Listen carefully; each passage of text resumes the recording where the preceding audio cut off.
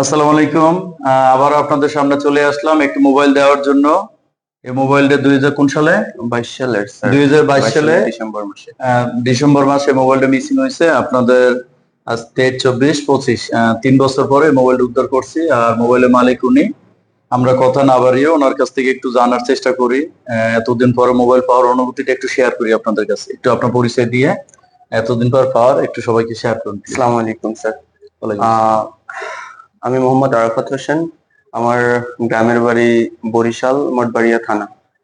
আহ, তো এখন আমি বর্তমানে আছি চট্টগ্রামের পতেঙ্গা থানাধীন কেপিজেড সংলগ্ন আপনার সাইলো গেট আমার বাসা। আমি কেপিজেড এর একটা বেসরকারি প্রতিষ্ঠানে জব করি। তো এমতো অবস্থায় এই মোবাইলটা আমার আসলে কি বলতে গেলে এই মোবাইলটা আমার মায়ের একটা শেষ স্মৃতি ছিল। আমার মা 2022 সালের জুলাই মাসে আহ, আসলে শেষ নিঃশ্বাস ত্যাগ করে। তো এই মোবাইলটা আমার মায়ের হাতের আমার শেষ স্মৃতি। তো হঠাৎ করে আমার মা মারা যাওয়ার পরে আমার বাড়িতে নানান প্রবলেমের সৃষ্টি হয়। যেমন আমার আব্বুকে দেখাশোনা এই জাতীয় কিছু কারণে আমার বাড়িতে যাইতে হয় চট্টগ্রাম থেকে। তো এর মতো অবস্থায় অনাকাঙ্ক্ষিত কোনো এক কারণে আমার মানে যে ইউনিয়ন 2 নং দানিশাপা ইউনিয়ন ওইখানে বসে মোবাইলটা আসলে মিসিং হয়। এবং কিছুটা ভুল আমারও ছিল। মোবাইলটা আমি ভুলবশত ওইখান থেকে এক জায়গায় নাস্তা করতে বসছি স্যার। ওইখান থেকে আমি আসলে মোবাইলটা রাইখে চলে আসছি। তো কিছুক্ষণ পরে যাওয়ার পরে মোবাইলটা আমি আর পাই নাই। তো তখনই আমি আমার যে থানা পর্যায়ে মঠবাড়িয়া থানা ওখানে যাই জিডি করি। তো জিডি করার পর আমাকে ওরা সাপোর্ট করবে বা আমাদেরকে মনে করেন দেখা যাচ্ছে যে ওরা সহযোগিতা করবে এই আশ্বাস দেয়, কিন্তু আসলে ওনাদের থেকে আমি এই লাস্ট 3 বছরে কোনো মানে কোনো ফিডব্যাকই পাই নাই। তো এমতো অবস্থায় স্যার মানব সেবা পেজের মাধ্যমে আপনার সাথে যোগাযোগ হয়। গত জানুয়ারি মাসের 12 তারিখ আমি পেজটা সম্পর্কে জানি। 15 তারিখ আপনার সাথে যোগাযোগ হয়। তো তারপরে আমি বিষয়টা আপনাকে শেয়ার করার পরে তো স্যার 15 দিনের মধ্যেই মোটামুটি আমার মোবাইলটার সন্ধান পাই। তো আসলে একটা মোবাইল, এটা শুধুমাত্র মোবাইল না, এটা একটা শখ।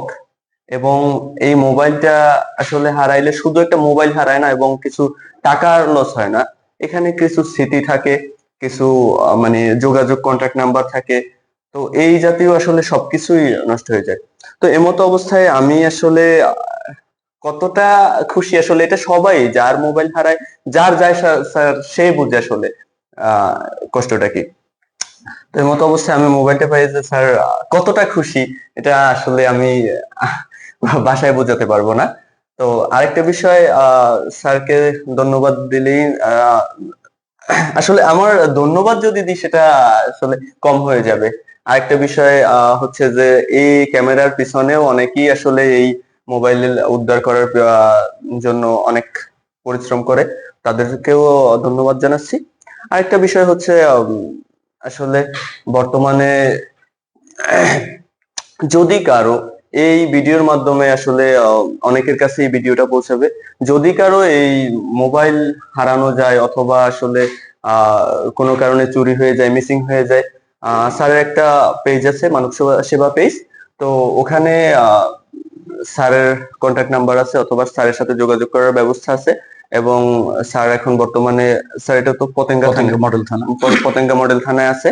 তো স্যারের সাথে যোগাযোগ করবেন, ইনশাল্লাহ আশা করি আহ অবশ্যই আপনার এবং নিঃস্বার্থভাবে কোনো না কোনো একটা হেল্প আপনি পাবেনই।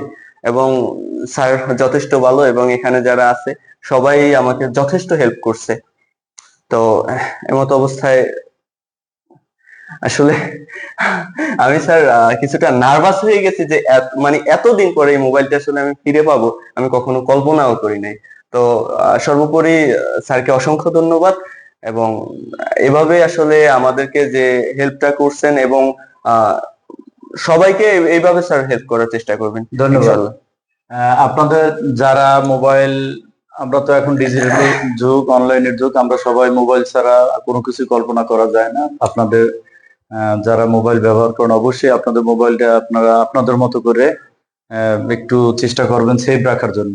কারণ আমরা এখন বর্তমান যুগে আপনার যাবতীয় ডকুমেন্ট কিছু মানে সবকিছুই বলা যায়, আপনার পরিবারের ছবি, কন্ট্যাক্ট নাম্বার, আপনার যাবতীয় তথ্য সবকিছু এই মোবাইলে রাখা আছে। সেই ক্ষেত্রে আপনি এই আপনার মোবাইলটা ওইভাবে সেভ করে ব্যবহার করার চেষ্টা করবেন। সবাই ভালো থাকবেন। যাদের মোবাইল হারায় অবশ্যই আপনারা জিডি করেন। আমরা বাংলাদেশ পুলিশ আপনাদের সর্বোচ্চ সহযোগিতা আছি এবং থাকবো। আসসালামু আলাইকুম।